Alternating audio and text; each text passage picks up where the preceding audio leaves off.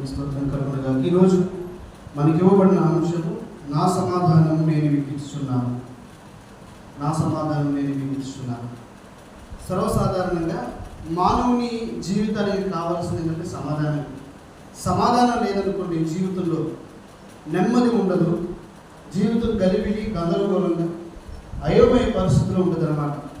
జీవితంలో నెమ్మది లేనప్పుడు, చీకటి జీవితాన్ని అనుకున్నప్పుడు మన చుట్టూ ఉన్నవారు, మన ఇంట్లో ఉన్నవారు కానీ, మన బంధువులు కానీ, మన ఆత్మీయులు కానీ, మనకు దగ్గర సంబంధులు ఎవరైనా సరే మనల్ని అపహాసం చేస్తూ ఉన్నప్పుడు, మనల్ని నిందిస్తూ ఉన్నప్పుడు మనకు నిరాశ తీసుకోవడానికి వెళ్ళిపోతాం సర్వసాధారణంగా.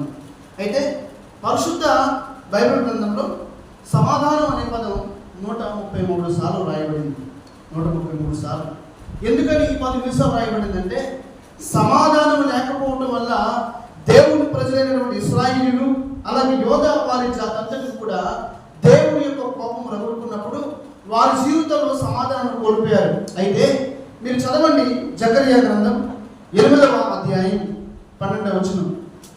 జకర్యా గ్రంథం 8వ అధ్యాయం 12వ వచనంలో లేఖన భాగం ఒకసారి చదువుకుందాం. అక్కడ రాయబడుతున్న మాట ఏంటంటే, జకర్యా గ్రంథం సమాధాన సూచకమైన ద్రాక్ష చెట్లు ఫలమిచ్చును, భూమి పండును, ఆకాశము నుండి మంచు కురియును, శేషించిన వారికి వీటన్నిటిని నేను స్వాస్థ్యముగా ఇద్దును, ఇదే సైన్యములకు అధిపతి యెహోవా వాక్కు. ఇక్కడ రాయబడుతున్న మాట ఏంటంటే, జాగ్రత్తగా వినండి. ద్రాక్ష చెట్లు ఫలమిచ్చును, భూమి పండును, ఆకాశము నుండి మంచు కురియును, శేషించిన వారికి వీటినన్నిటిని నేను స్వాస్థ్యముగా ఇద్దును. కారణం ఏమంటే ఒకసారి ఆలోచించిన మిత్రులారా, ఇక్కడ దేవునికి విధేయత చూపిస్తే, ఎవరికి? దేవునికి విధేయత చూపిస్తే దేవుని దీవెనలు ఆశీర్వాదాలు కలుగుతాయని దేవుడు ఇక్కడ మా ప్రవక్త జకర్యా అనే ప్రవక్త మాట్లాడుతున్నాడు. అంటే విధేయత, దేవునికి ఎంత మనం విధేయత చూపిస్తే అంత దీవెన మనం పొందుకుంటాం, అంతటి ఆశీర్వాదాన్ని మనం పొందుకుంటాము. మన జీవితంలో దేవుని ఆశీర్వాదం కావాలంటే, మనం ఫలభరితమైనటువంటి మేలు మనం పొందుకోవాలంటే, మన జీవితం సమాధానకరంగా ఉండాలంటే, మన దేవుని దగ్గర నుంచి దైవికమైన ఫలాలు మనం అనుభవించాలంటే మనలో ఉండవలసినది విధేయత అనేది మనలో ఉండాలి. ఒకసారి హగ్గయి రాసినటువంటి గ్రంథం, హగ్గయి గ్రంథం 2వ అధ్యాయం 19వ వచనంలో లేఖన భాగం చదువుకున్నాం. హగ్గయి 2వ అధ్యాయం 19వ వచనంలో మాట ఏంటంటే, కొట్లలో ధాన్యం ఉన్నదా? ద్రాక్ష చెట్లైనను, అంజూరపు చెట్లైనను, దానిమ్మ చెట్లైనను, ఒలీవ చెట్లైనను ఫలించకపోయేను కదా. ఇక్కడ రాయబడుతున్న మాట ఏంటంటే, కొట్లలో ధాన్యం ఉండదా? ఇప్పుడు అందరికి వ్యవసాయం ఉంది కాబట్టి మన ఊరి పండించిన తర్వాత ధాన్యాన్ని తీసుకొచ్చి మన పొట్లలో పోసుకుంటే మనకు ఎంతో సంతోషంగా, అంటే ఫలం అనుభవిస్తాం, ఫలాన్ని మనం అనుభవిస్తాం. ఒకవేళ పంట సరిగ్గా పండలేదనుకోండి, మనం కనీసం తినడానికి కూడా ఇంట్లో వడ్లు లేకపోతే చాలా దుఃఖంగా, చాలా బాధాకరంగా ఉంటుంది. కానీ ఇక్కడ రాయబడుతున్న మాట ఏంటంటే 2వ అధ్యాయం 19వ వచనంలో, కొట్లలో ధాన్యం ఉన్నదా? ద్రాక్ష చెట్లైనను, అంజూరపు చెట్లైనను, దానిమ్మ చెట్లైనను, ఒలీవ చెట్లైనను ఫలించకపోయింది కదా. అయితే ఇది మొదలుకొని నేను మిమ్మును ఆశీర్వదించెదను. ఇక్కడ దేవుడు తన నోటి నుంచి తన ప్రజలతో మాట్లాడుతున్నాడు మాట. ఇది మొదలుకొని నేను మిమ్మును ఆశీర్వదిస్తాను. మునుపు మీరు ఎటువంటి ఫలాలు అనుభవించలేకపోవచ్చు, కానీ ఇకనే మీరు ఫలవంతమైనటువంటి ఫలాలు మీరు అనుభవిస్తారు అని దేవుడు మాట్లాడుతున్నాడు. కారణం, మీరు దేవునికి విధేయత చూపిస్తే, మీరు విశ్వాసము దేవుడి మీద ఆధారపడి ఉంటే దేవుడు మిమ్మల్ని బహుగా ఆశీర్వదిస్తాడు అని పరిశుద్ధ బైబిల్ గ్రంథం సెలవిస్తా ఉన్నది. ఎందుకంటే యోవేలు ప్రవక్త రాస్తూ అంటాడు కదా, 2వ అధ్యాయము యోవేలు గ్రంథము 2వ అధ్యాయము 13వ వచనాన్ని ఒకసారి ధ్యానం చేద్దాం. అక్కడున్న మాట ఏంటంటే, మీ దేవుడైన యెహోవా, చదువుతారు ఒకసారి, యోవేలు గ్రంథం 2వ అధ్యాయం 13వ వచనం.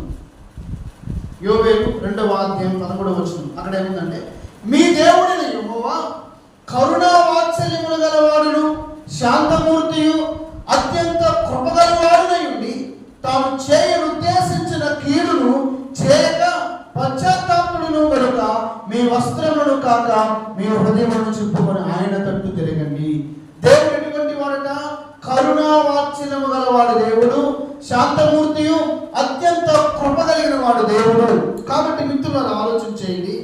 దేవుడు మన జీవితాలను ఆయన ఆశీర్వాదకరంగా ఉంచడానికి ఆయన మనకు మంచి ఫలాలను ఇస్తా ఉన్నాడు. ఒకసారి మనం జకరియా గ్రంథానికి రండి. 8వ అధ్యాయం, జకరియా గ్రంథం 8వ అధ్యాయం. అక్కడ రాయబడుతున్న మాట ఏంటంటే, దేవుడు తన పితరులతో లేక మన పితరులతో మన పూర్వీకులకు దేవుడు మాట్లాడిన మాట ఏంటంటే, మీరు చదవండి 12వ వచనంలో, జకరియా గ్రంథం 8వ అధ్యాయం. అక్కడి నుంచి నేను చదువుతాను. 13వ వచనంలో, 13వ వచనం. యూదా వారులారా, ఇశ్రాయేలు వారులారా, మీరు అన్యజనులను ఎలాగూ శాపాస్పదమై ఉంటిరో అలాగే మీరు ఆశీర్వాదాస్పదమైనట్లు నేను మిమ్మును రక్షింతును, భయపడక ధైర్యము. మునుపు మీరు నా దృష్టికి ఘోరముగా పాపం చేశారు. మునుపు మీరు నా దృష్టికి నన్ను దూరం పెట్టేశారు, నన్ను విడిచిపెట్టారు, నన్ను దుఃఖపరిచారు, నన్ను బాధపరిచారు, నన్ను నాకు ఆయాసకరమైన పనులు చేశారు. కానీ ఇక మీదట దేవుడు మాట్లాడుతున్న మాట ఏంటంటే, అన్యజనులలో నేను శాపాస్పదమై ఉంటిరో. ఇక మీద ఎలా ఉంటారంట? మీరు ఆశీర్వాదాస్పదమైనట్లు నేను మిమ్మును రక్షింతును, భయపడక ధైర్యము తెచ్చుకున్నది. ఇక మీద దేవుడు మిమ్మల్ని ఏం చేస్తాడంట? రక్షిస్తాడు. ఇక మీద దేవుడు మిమ్మల్ని కాపాడతాడు. మీ మీద ఉన్నటువంటి శాపాన్ని తొలగిస్తా ఉన్నాను. ఇక మీద మీరు ఫలాలు అనుభవిస్తారు అని దేవుడు చెప్తాడు. కారణం, దేవుడు సమాధానకర్త, సమాధానము కర్త అధిపతి అని దేవునికి పేరు ఉన్నది. దేవుడు మనందరినీ సమాధానపరిచేవాడు. ఆయనలో సమాధానం ఉంది కాబట్టి ఆ సమాధానం మనం పుచ్చుకోవాలి. ఆ సమాధానం మనం మన ఆధ్యాత్మిక జీవితంలో మనం కొనసాగించే వ్యక్తులుగా మనం ఉండాలి. అపోస్తలుడైన పౌలు రోమా సంఘానికి రాస్తూ ఉంటాడు. రోమీయులకు రాసిన పత్రిక 5వ అధ్యాయం 1వ వచనం నుంచి 5వ వచనం వరకు మన లేఖన భాగంలో ఒకసారి చూద్దాం. రోమీయులకు రాసిన పత్రిక 5వ అధ్యాయం 1వ వచనం చదవండి. కాబట్టి విశ్వాస మూలమున మనము నీతిమంతులుగా తీర్చబడి మన ప్రభువైన యేసు క్రీస్తు ద్వారా దేవుడితో సమాధానము కలిగి ఉండుము. ఎలా ఉంచుతాడు దేవుడు? ఎవరి ద్వారాట? ఇక్కడ రాయబడుతున్న మాట ఒకసారి ఆలోచించండి. దేవుడట విశ్వాసులను నిర్దోషులుగా ఎంచుతాడు. కాబట్టి వారికి ఆయనకు మధ్య ఏముంది? ఇప్పుడు సమాధానం అనేది ఉంది. వాస్తవానికి మానవుడు చేసిన పాపం వల్ల, మానవుడు చేసిన తప్పిదం వల్ల దేవునికి మానవుడితో సంబంధం తెగిపోయినప్పుడు ఆ సంబంధం వల్ల దేవునికి మానవుడికి సమాధానముగా, దేవునికి మానవుడికి మధ్య సంబంధాన్ని ఏర్పాటు చేయడానికి, దేవునికి మానవుడికి తెగిపోయిన సంబంధాన్ని ఆ సంధిని జమ చేయడానికి ప్రభువైన యేసుక్రీస్తు ఈ లోకానికి దిగి వచ్చాడు. దేవుడికి స్తోత్రం కలుగును గాక. సమాధానం ఇవ్వడానికి దేవుడు వచ్చాడు. సమాధానం నింపడానికి దేవుడు వచ్చాడు. మునుపు లేనటువంటి బంధాన్ని మరలా తిరిగి దేవుడితో జమ చేయడానికి క్రీస్తు ఈ లోకానికి వచ్చాడు అన్నమాట. అందుకని కొలస్సీయులకు రాసిన పత్రిక 1వ అధ్యాయము 20వ వచనం లేఖన భాగాన్ని చదువుకుందాం ఒకసారి. కొలస్సీ పత్రిక 1వ అధ్యాయం 20వ వచనం చదవండి. ఆయన యందు సర్వ సంపూర్ణత, ఆయన శిలువ రక్తము చేత సంధి చేసి ఆయన ద్వారా సమస్తమును, అవి భూలోకమందున్నవైనను పరలోకమందున్నవైనను వాటినన్నిటినీ ఆయన ద్వారా తనతో సమాధాన పరుచుకున్నవారని తండ్రి అభిష్టమాయను. చూసారా? శిలువ రక్తము చేత సంధి చేసి, ఎవరి ద్వారా? దేని ద్వారా? శిలువ రక్తము ద్వారా సంధి చేసి ఆయన ద్వారా సమస్తమును, అవి భూలోకమందున్నవైనను పరలోకమందున్నవైనను వాటన్నిటిని ఆయన ద్వారా తనతో సమాధాన పరచుకోవడం తండ్రి అభిష్టమాయను. లోకమంతా పాపములో పడిపోయి దేవుడికి దూరమైపోయిందని. అందుకని రాయబడిన మాట ఏంటంటే, ఏ భేదము లేదు, అందరూ పాపము చేసి దేవుడు అనుగ్రహించే మహిమను పొందలేకపోవచ్చున్నారు అని. లోకమంతా పాపములో పడిపోయింది కాబట్టి ఈ పాపమున్న మానవుని, శాపమున్న మానవుని రక్షించి మానవునికి సమాధానమును, మానవునికి నీతిని, మానవునికి పరిశుద్ధతను, మానవునికి వెలుగుని ఇవ్వడానికి ప్రభువైన యేసుక్రీస్తు వారి లోకానికి దిగి వచ్చారు. అందుకనే రోమీయులకు రాసిన పత్రిక 3వ అధ్యాయము 19వ వచనం 20వ పత్రిక 3వ అధ్యాయము 19-20 ప్రతి నోరు మూయబడినట్లును సర్వలోకము దేవుని శిక్షకు పాత్రమగునట్లును ధర్మశాస్త్రము చెప్పుచున్న వాటినన్నిటినీ ధర్మశాస్త్రముకు లోనైన వారితో చెప్పుచున్నదని ఎరుగుదుము. ఏలయనగా ధర్మశాస్త్ర సంబంధమైన క్రియ మూలముగా ఏ మనుషులను ఆయన దృష్టికి నీతిమంతుడని తీర్చబడడు. ధర్మశాస్త్రం వలన పాపమనగా ఏంటిదో తెలియబడుచున్నది. అందుకని ఈ పాపాన్ని తొలగించడానికి ప్రభువుని యేసుక్రీస్తు తానే రక్తబలి కావటం ద్వారా క్రీస్తు ఆ పనిని నెరవేర్చాడు. ఏ పనిని? సమాధానం. ఎవరి ద్వారా? క్రీస్తు ద్వారా దేవునికి మానవునికి తెగిపోయిన సంబంధాన్ని మరలా క్రీస్తు తన శిలువ రక్తం ద్వారా సంధి చేసి ఆ రక్తము ద్వారా మానవునికి దేవునికి మధ్య ఉన్న ఎడబాటును తొలగించి క్రీస్తు తిరిగి మరలా సమాధానాన్ని దేవుడు ప్రతి మానవ జాతికి అందరికీ కూడా దేవుడు అనుగ్రహించాడు. దేవునికి స్తోత్రం కలుగుతుంది. అందుకని అంటారు, ఇప్పుడు మీ జీవితంలో సమాధానం లేకపోతే క్రీస్తు దగ్గర సమాధానం దొరుకుతుంది. మీ జీవితంలో మీ కుటుంబంలో ఏ సమస్య ఉన్నా, ఏ పరిష్కారమైనా సరే అది క్రీస్తు దగ్గర దొరుకుతుందనే సత్యాన్ని నేను చెప్తా ఉన్నాను. పరిశుద్ధ బైబిల్ గ్రంథం ఏ మానవునికైనా సరే, ఏ ప్రతి ఒక్కరికైనా సరే, వారి చీకటిలో ఉన్న, వారి పాపంలో ఉన్న, వారి శాపంలో ఉన్న, వారి జీవితం అంధకారంలో ఉన్న, వారి జీవితంలో, వారి కుటుంబంలో ఎటువంటి సమస్య ఉన్నా సరే అది క్రీస్తు పాదాల దగ్గర జరుగుతుంది. ఆ క్రీస్తు అందుకనే ఏలయనగా మనకు శిశువు పుట్టెను, మనకు కుమారుడు అనుగ్రహించబడును, సమాధాన కర్తయు అధిపతి అని అతనికి పేరు పెట్టబడెను. క్రీస్తుకున్న పేరేంటి? సమాధాన కర్తయు అధిపతి అని ఆయనకి పేరు పెట్టబడింది. ఆయన మనకు సమాధానం ఇచ్చేవాడు దేవుడు. అందుకని కొరింథీయులకు రాసిన 2వ పత్రిక 5వ అధ్యాయం, కొరింథీయులకు రాసిన 2వ పత్రిక 5వ అధ్యాయం 18వ వచనం నుంచి చదవండి. కొరింథీయులకు రాసిన 2వ పత్రిక 5వ అధ్యాయం 18వ వచనం నుంచి. సమస్తమును దేవుని వలనైనవి, ఆయన మనల్ని క్రీస్తు ద్వారా తనతో సమాధాన పరుచుకొని ఆ సమాధాన పరచు పరిచర్యను మాకు అనుగ్రహించను. ఎవరి ద్వారా వచ్చింది సమాధానం? క్రీస్తు ద్వారా సమాధానం. ఎవరి ద్వారా? క్రీస్తు ద్వారా సమాధానం. సమస్తం ఎవరి వల్ల కలిగిందట? దేవుని వలన సమస్తమును కలిగింది. ఆయన మనలను క్రీస్తు ద్వారా తనతో సమాధాన పరుచుకొని ఆ సమాధాన పరిచర్య మాకు అనుగ్రహించను. అదేమనగా దేవుడు వారి అపరాధములను వారి మీద మోపాడు. చూసారా? ఎవరి మీదట? మన అపరాధాలు ఎవరి మీద మోపాడు దేవుడు? చెప్పండి. మన మీద మోపాలి. ఎవరి మీద? క్రీస్తు మీద. ఎవరి మీద? క్రీస్తు మీద. మన అపరాధాలు ఒకటి మన మీద మోస్తే మనం బ్రతుకుతామంటారా? చెప్పండి. ఏది అనగా పాపములో వచ్చి చేద్దాం. చెప్పండి. మరణం. మరి ఎవరు మరణించారు ఇప్పుడు? యేసుక్రీస్తు ప్రభు దేవుడు. అంటే ఆయన పాపం చేశాడా? లేదు. పాపం ఎవరు? మానవుడు. పాపిగా మారింది ఎవరు? యేసుక్రీస్తు ప్రభువు. ఎందుకు పాపిగా మారాల్సి వచ్చింది? చదవండి. అదేమనగా దేవుడు వారి అపరాధములను వారి మీద మోపక క్రీస్తు నందు లోకమును తనతో సమాధాన పరచుకొనొచ్చు ఆ సమాధాన వాక్యమును మాకు అప్పగించెను. లోకములో చీకటి ఉంది, లోకమంతా అంధకారంలో ఉంది, లోకంలో సమాధానం లేదు. కానీ క్రీస్తు ద్వారా ఏం వచ్చింది? లోకానికి సమాధానం వచ్చింది. అందుకని ఆయన పేరే సమాధాన కర్తయు అధిపతి.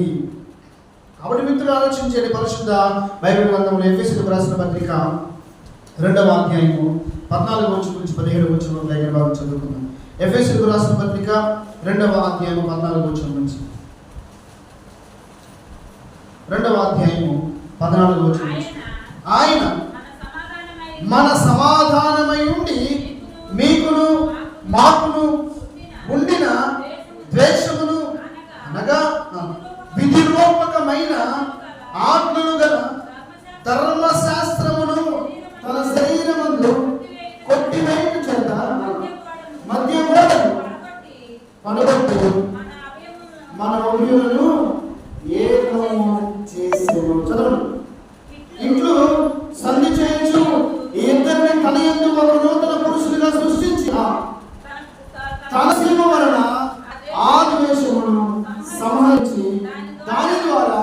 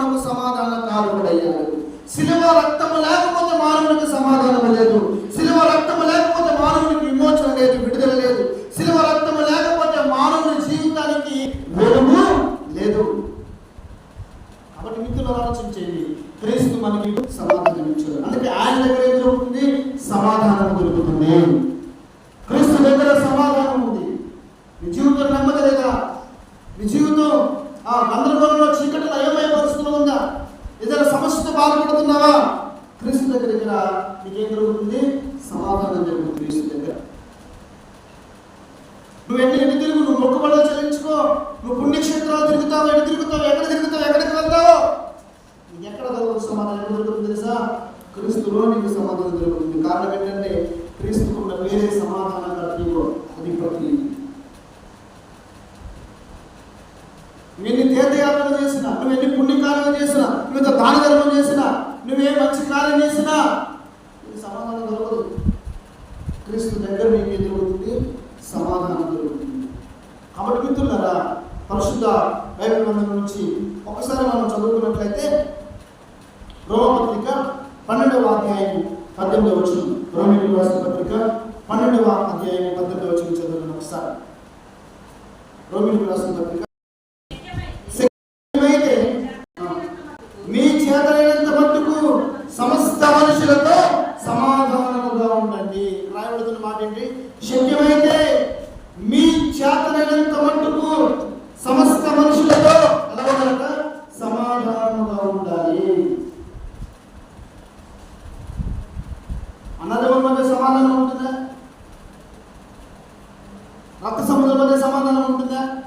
కానీ ఇక్కడ ప్రభువు మాట్లాడుతున్న మాట ఏంటి? ఇక్కడ రోమపత్రికలో శక్యమైతే మీ చేతనైనంత మట్టుకు ఎవరితోనట? సమస్త మనుషులతో మీరు ఎలా ఉండాలట? సమాధానముగా ఉండాలి. దేవుడు శత్రువును కూడా ప్రేమించమన్నాడు. శత్రువును హింసించమన్నాడు దేవుడు. శత్రువును సహితము దేవుడు ప్రేమించమన్నాడు. శక్యమైతే అందరితో ఎలా ఉండాలా? సమాధానంగా ఉండాలి. కక్షలు, విభేదాలు, అల్లరులు, అసూయ, ద్వేషంతో ఉంటే మనలో సమాధానం ఉండదు.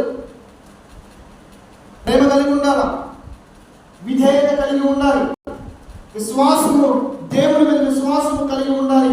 అందరూ ఎలా ఉండాలా? సమాధానంగా ఉండాలి.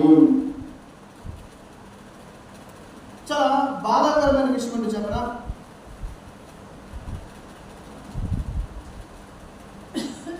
చనిపోతే మానవుడు లేదు, నేను చనిపోయాను అనుకున్నాడు. నేను చనిపోయాను, హఠాత్తుగా ఉన్న పాటు ఇప్పుడు చచ్చిపోయాను, అది మీ అక్కడ చచ్చిపోయాను. నా శవాన్ని ఎంతసేపు ఉంచుతారు నా ఇంటి దగ్గర?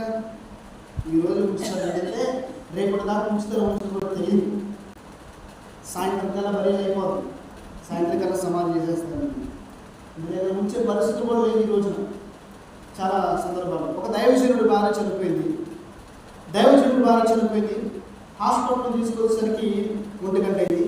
సాయంత్రం 4 గంటల కల్లా సమాధి కార్యక్రమం చేశారు. అప్పటి వరకు ఆమెతో అందరూ ఉన్నారు, అప్పటి వరకు ఆమె చుట్టూ ఉన్నారు. నేను అంటాను కదా, మన ఇంట్లో ఉన్న వ్యక్తులతో కూడా మనకు సమాధానం దొరకకపోతే చచ్చిపోయిన తర్వాత ఎక్కడ దొరుకుతుంది సమాధానం? ఉన్నప్పుడే నలుగురితో సంతోషంగా, సమాధానంగా, ప్రేమగా ఉంటే చనిపోయిన తర్వాత పరమమైనటువంటి దేవుడి దగ్గర మనకి ఏం జరుగుతుంది?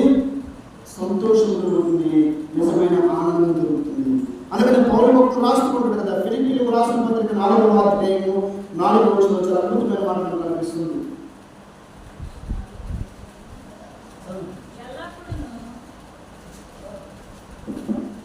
ఎల్లప్పుడూ ప్రభువునందు ఆనందించుడి, మరలా చెప్పుదును ఆనందించుడి. నిజమైన ఆనందం ఎక్కడో తెలుసా?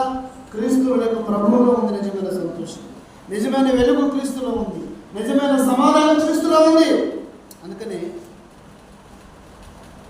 12 సంవత్సరాల నుంచి రక్తస్రావంతో బాధపడుతుందంట. అనేక మంది వైద్యులను సంప్రదించింది, ఎంతో డబ్బు పెట్టింది. ఆమె రక్తస్రావం, ఆమెకున్నటువంటి ఆ వ్యాధి పోవట్లేదు, చాలా బాధపడుతుంది, చాలా దుఃఖంలో ఉంది. ఆమెకు నెమ్మది లేదు, సమాధానం లేదు. ఆమెను పట్టించుకునేవారు లేరు, ఆమె దగ్గరికి వెళ్ళి పలకరించేవారు లేరు, ఆమెకు ఎలా ఉంది అని అడిగేవారు లేరు కనీసం. అటువంటి పరిస్థితులున్నట ఆమె యేసుక్రీస్తు ప్రభు వారి వస్త్రపు చెంగు ముట్టిందంటే. ఏంటండి? వస్త్రపు చెంగు ముట్టింది. చదువుతారు ఒకసారి. మార్కు సువార్త 5వ అధ్యాయం 34వ వచనం. మార్కు సువార్త 5వ అధ్యాయం 34వ వచనం.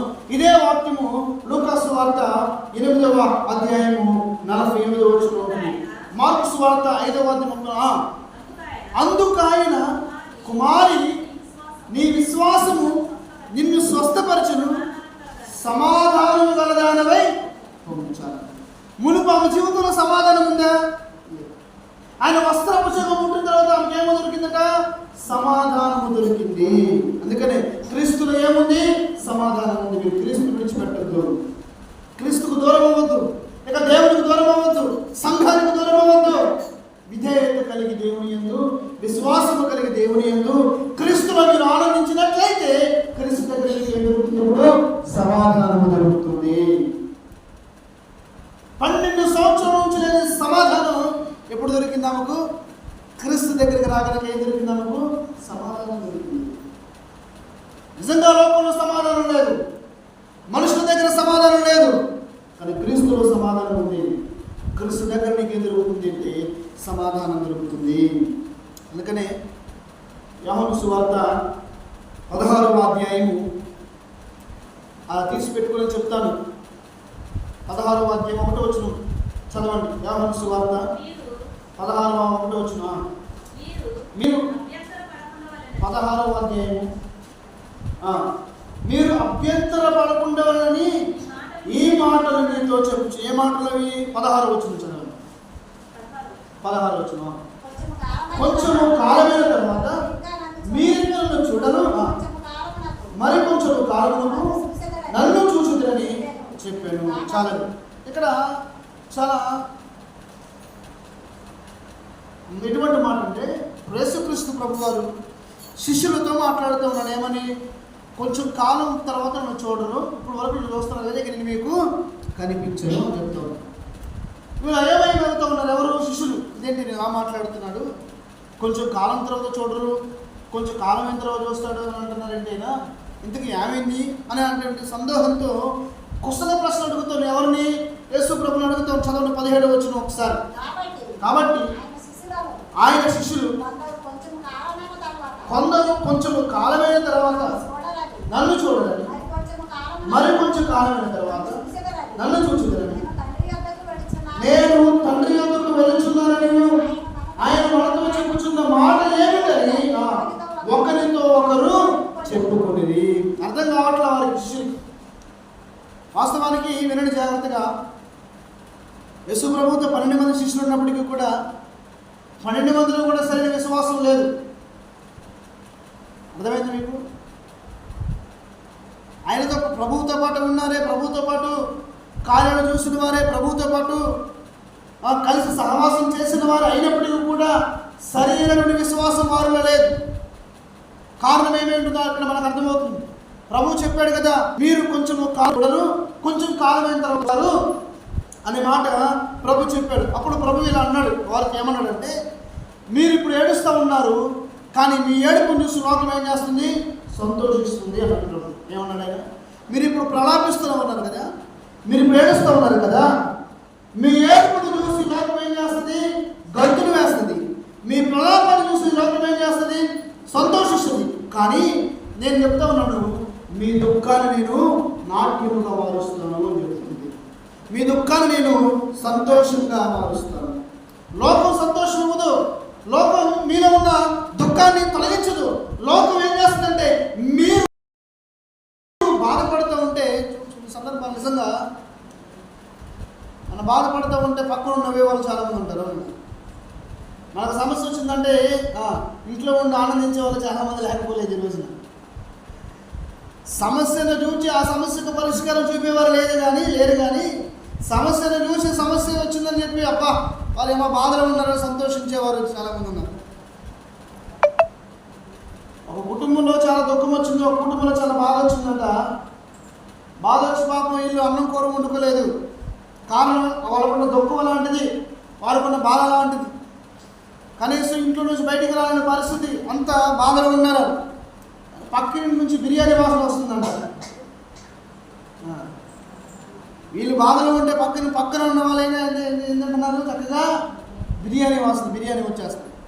కనీసం వీళ్ళు వచ్చి మరి తిన్నారా అని అడిగిన వారు లేరు, కనీసం మంచినీళ్ళు ఇచ్చిన వారు లేరు, కనీసం టీ ఇచ్చిన వారు లేరు. బిర్యానీ వద్దులే, ఏమివ్వాలా? కనీసం టీ ఇచ్చినా చాలు. అంటే మన బాధను చూసి ఎదుటివాడు ఏడవలసింది పోయి నవ్వుతూ ఉన్నాడు. ఇక్కడ బాధ అది. క్రీస్తు చెప్పినటువంటి సమాధానం ఇది. అయ్యా, మిమ్మల్ని చూసి లోకం నవ్వుతూ ఉంది, కానీ మీకు నిజమైన ఆనందాన్ని నేను మీకు ఇస్తాను, నిజమైన సంతోషాన్ని మీకు ఇస్తాను. ఈ లోకం మీకు సంతోషాన్ని ఇవ్వదు, ఈ లోకం మీకు సమాధానం ఇవ్వదు. నిజమైన సమాధానము, నిజమైన సంతోషాన్ని నేను మీకు ఇస్తాను అని ప్రభువుని క్రీస్తు చెప్తా ఉన్నాడు శిష్యులతో. అలాగే అంటా ఉన్నాడు కదా, నేను నా తండ్రి యొద్ద నుండి ఈ లోకానికి నేను వచ్చాను, నా తండ్రి పంపిస్తే నేను ఈ లోకానికి వచ్చాను. మరలా ఈ లోకాన్ని విడిచి ఎక్కడికి వెళ్తా ఉన్నాను? నా తండ్రి దగ్గర నుండి వెళ్ళిపోతూ ఉన్నాను. కారణం ఏంటంటే తెలుసా? మరలా ఈ లోకాన్ని విడిచి తండ్రి దగ్గరికి వెళ్ళగల కారణం ఏంటంటే, దేనికోసమైతే తండ్రి అయినటువంటి దేవుడు తన కుమారుని క్రీస్తుని ఈ లోకానికి పంపించాడో యేసుక్రీస్తు ప్రభువారు ఆ కార్యాన్ని పూర్తిగా నెరవేర్చాడు. మానవ జాతి అంతటి కొరకు, సమస్త మానవాళి కొరకు మానవుడు చేసిన పాపాన్ని క్రీస్తు తన మీద వేసుకొని క్రీస్తు ఏమయ్యాడు? మరణించి ఆయన సజీవుడిగా పునరుద్ధరణ లేచాడు. దేవుడికి స్తోత్రం కలుగును. కానీ ప్రభువులో యేసుక్రీస్తు ప్రభువుల శిష్యులు అపనమ్మకం ఉంది కాబట్టి క్వశ్చన్ ప్రశ్నలు అడుగుతూ ఎవరిని? ప్రభువుని అడుగుతూ ఉన్నారు. ఈయనడు కనిపించడంట, వెళ్ళిపోతాడంట, మరలా వస్తాడంట, వీళ్ళకి అర్థం కావట్లేదు. అందుకని చివరిగా ప్రభు ఉన్నాడు కదా, చదవండి యోహాను సువార్త 16వ అధ్యాయం 33వ వచనం. కాబట్టి ఆయన శిష్యులలో కొందరు 33వ వచనం, నా యందు మీకు సమాధానము కలిగినట్లు ఈ మాటలు మీతో చెప్పుచున్నాను.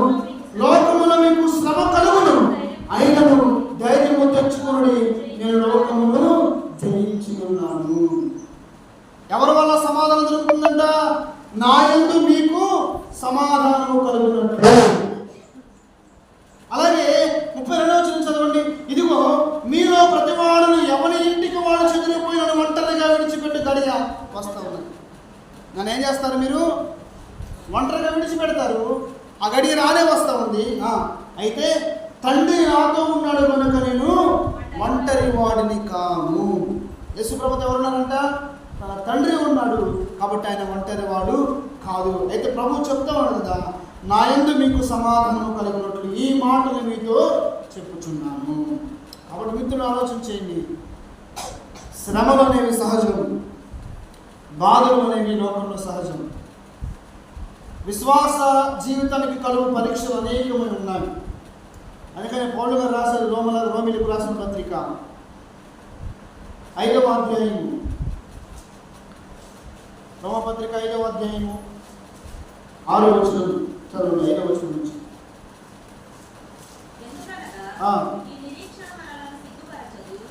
ఈ నిరీక్షణ మనలను సిగ్గుపరచదు.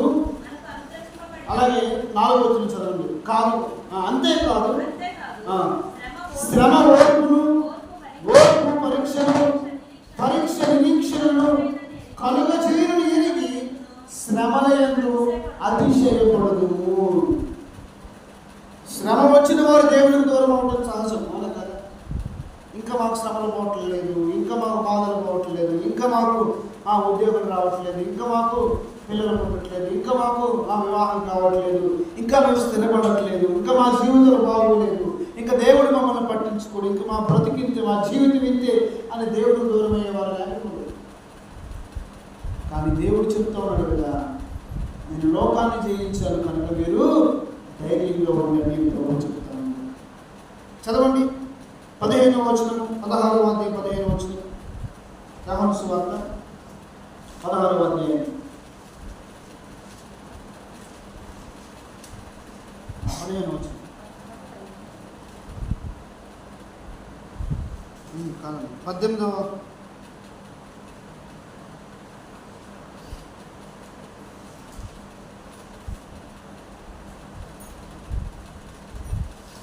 యోహాను సువార్త 16వ అధ్యాయం యోహాను సువార్త 16వ అధ్యాయం మరొకసారి 33వ వచనం. అక్కడ రాయబడుతున్న నా యందు మీకు సమాధానము కలిగినట్లు ఈ మాటలు మీతో చెప్పుచున్నాను. లోకములో మీకు శ్రమ కలుగును, అయినని మీరు ధైర్యము తెచ్చుకోవాలి. కారణం ఏంటంటే నేను లోకమును జయించి ఉన్నాను. కాబట్టి మిత్రులు ఆలోచించేయండి.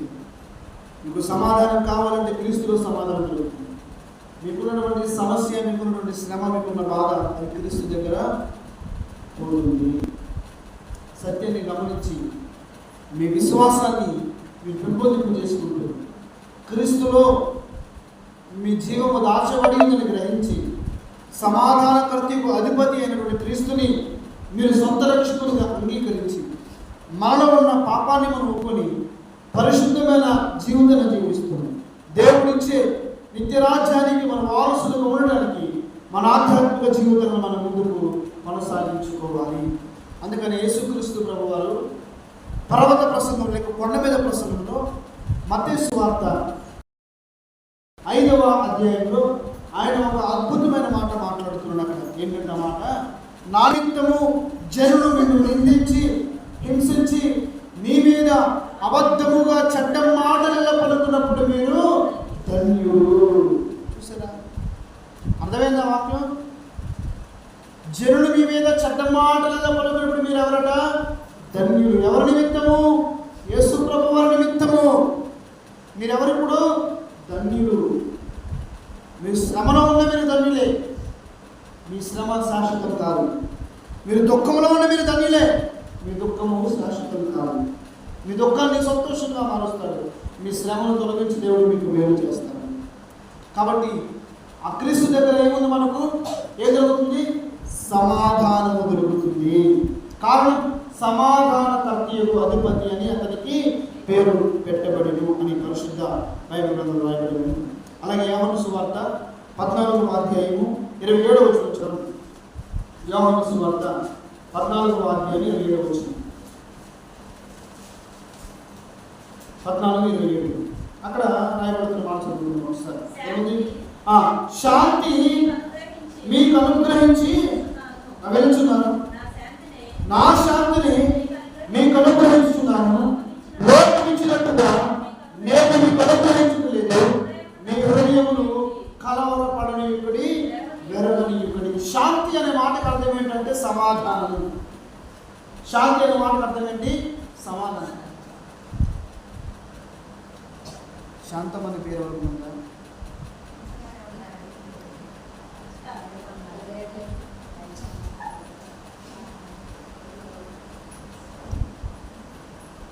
అలాగే సువార్తం అనే పేర్లు ఎవరు ఉన్నాయా?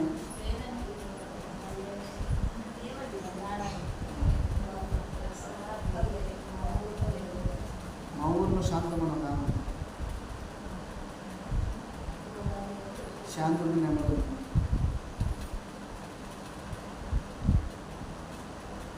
రోడ్డు మీద మాట్లాడుతూ మా ఇంటికి వినిపిస్తాం మాట్లాడు.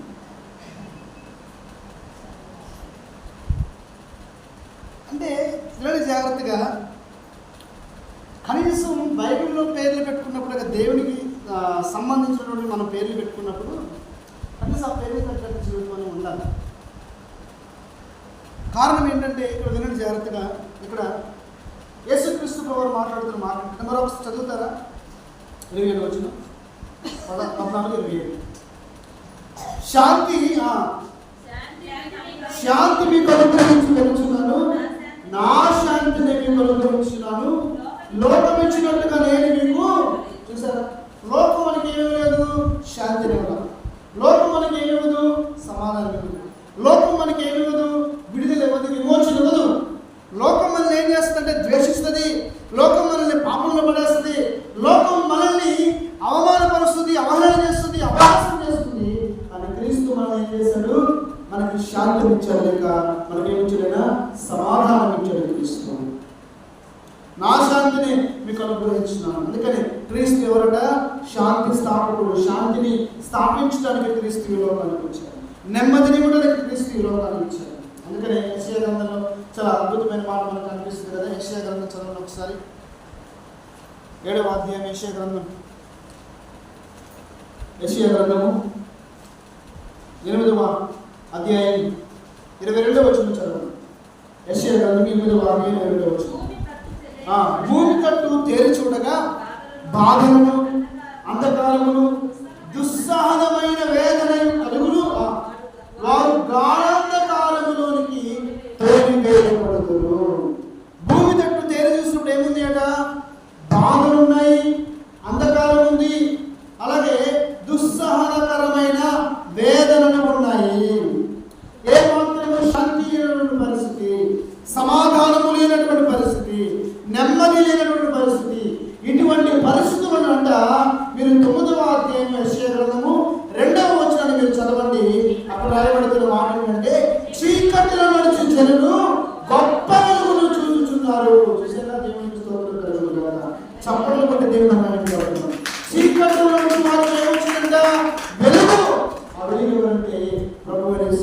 ద్వారా దేవుడికి స్తోత్రం. నీ జీవితంలో కుటుంబంలో చీకటిని పాల్గొనడానికి, నీకు శాంతిని ఇవ్వడానికి, నీకు నెమ్మదిని ఇవ్వడానికి, నీకు సమాధానం ఇవ్వడానికి క్రీస్తు ఈ లోకానికి దిగి వచ్చాడు. దేవుడికి స్తోత్రం. ఆ క్రీస్తుని అందుకన్నాడు, ఆ క్రీస్తుని మన సొంత రక్షకుడిగా అంగీకరించి, ఆ క్రీస్తుని మన జీవితంలో చేర్చుకొని, మన ఆధ్యాత్మిక జీవితంలో మన పరిశుద్ధమైనటువంటి జీవితాన్ని జీవిస్తూ క్రీస్తు ఇచ్చే నిత్య రాజ్యానికి మనం వారసులు ఉండదంటే క్రీస్తుని మనం ఏం చేయాలి? అంగీకరించాలి. రక్షకుడిగా అంగీకరించి మన పాపాన్ని ఒప్పుకొని విడిచిపెట్టి పరిశుద్ధాత్మని వరమును పొందుకొని దేవుడి ఇచ్చే నిత్య రాజ్యానికి మనం వారసులు ఉండదాక మనందరం కూడా ప్రార్థన చేసుకున్నాం. దేవుడు ఈ మాటలు దీవించుగాక. ఆమె తలలు ఉంచండి, మోకరించండి, ప్రార్థించాలి. ప్రతి ఒక్కరు కూడా మోకరించి ప్రార్థించాలి. దేవుడు మనకు శాంతినిచ్చాడు, దేవుడు మనకు సమాధానం ఇచ్చాడు. ప్రభువు యేసుక్రీస్తు వారు మానవాళికి సమాధానం ఇచ్చాడు. ప్రభువు యేసుక్రీస్తు వారు మానవాళికి శాంతిని ఇచ్చాడు. ఆయన దగ్గర సమాధానము, శాంతి ఉంది. అందుకని సమాధానకర్తయు అధిపతి అనే అతనికి పేరు పెట్టబడను. నువ్వు ఫలించాలే, నువ్వు దీవించబడాలి అంటే విధేయత కలిగి ఉండాలి, విశ్వాసము కలిగి ఉండాలి. ప్రార్థించేద్దాం. ప్రతి ఒక్కరు కూడా ఎవరి వారు ప్రార్థన చేసుకుంటుంది కదా, ఎవరైనా ఒకరు వచ్చిన ప్రార్థన చేయండి. చెప్పబడిన మాటలను బట్టి, చెప్పబడిన వాక్యాన్ని బట్టి ప్రతి ఒక్కరు కూడా సమాధానకరంగా ఉండాలని ప్రార్థించేద్దాం. ఎవరైనా ప్రార్థన చేయండి.